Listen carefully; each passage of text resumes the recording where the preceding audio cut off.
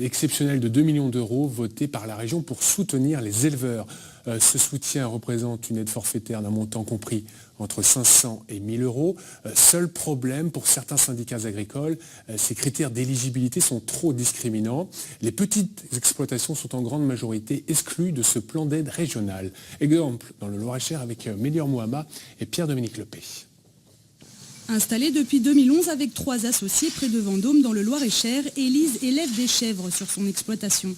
Elle vient de déposer une demande de subvention auprès de la région, mais c'est déjà qu'elle n'y aura pas le droit. Je ne rentre pas dans les critères parce que j'ai 53 chèvres et qu'il en faudrait une centaine à peu près pour que la subvention marche. Et il faudrait aussi 20 hectares de surface fourragère et aujourd'hui moi j'en ai 3.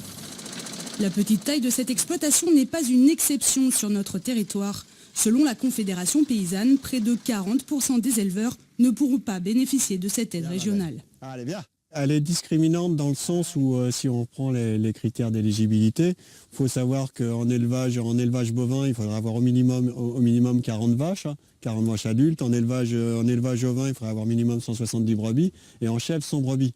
Donc ce qui veut dire que toutes les exploitations qui sont en dessous de ces critères ne sont pas éligibles. Au-delà des seuils d'éligibilité, c'est le montant de la subvention elle-même qui est remise en cause.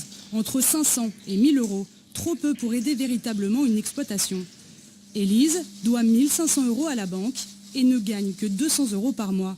Alors avoir cette subvention ou non, pour elle finalement, ça ne change pas les choses, je n'investirai pas quelque chose, ça me permet de payer du quotidien, c'est-à-dire que je vais payer un peu de foin pour les chèvres ou j'enlève une des factures du quotidien.